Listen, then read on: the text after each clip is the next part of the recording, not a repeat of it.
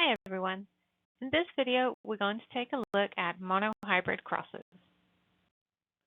Before we go into the mechanism of a genetic cross, we first need to go over some of the terminology that we'll encounter.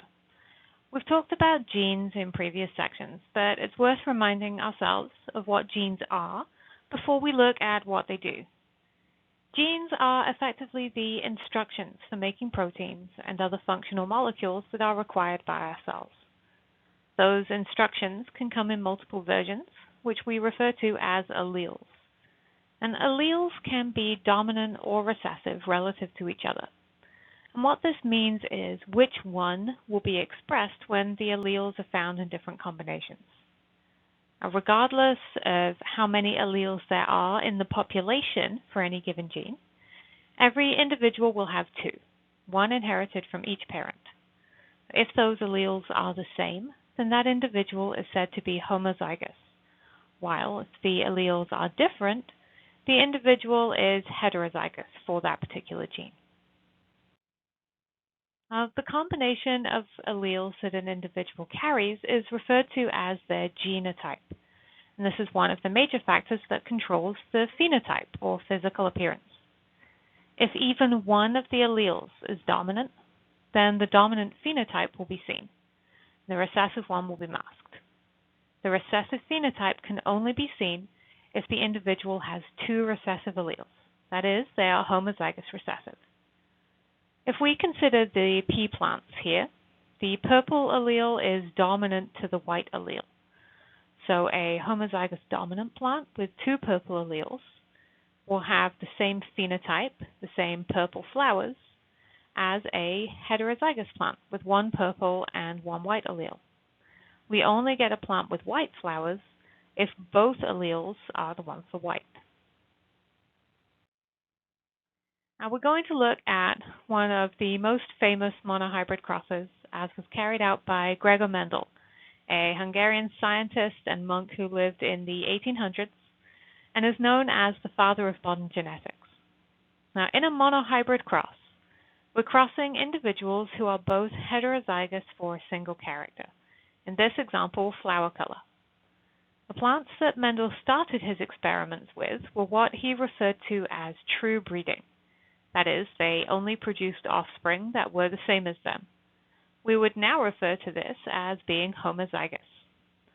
In the first generation, a homozygous plant with purple flowers was crossed with a homozygous plant with white flowers, resulting in heterozygous or hybrid offspring. In this experiment, the heterozygotes, in what we refer to as the F1, the first filial generation, all had purple flowers.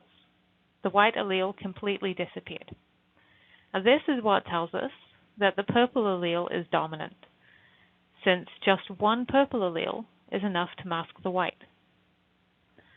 When the F1 hybrids were crossed or allowed to self-pollinate, the white allele came back, but it did so in a specific ratio.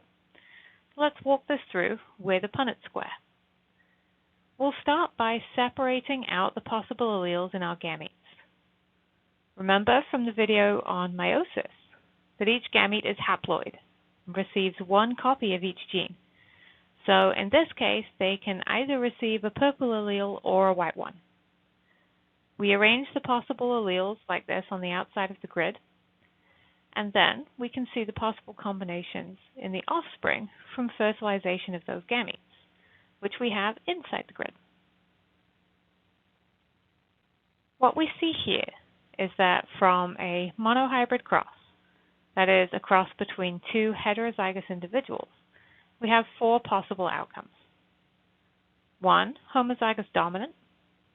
2, heterozygous, depending on which parent provided the dominant allele and which provided the recessive, and 1, homozygous recessive.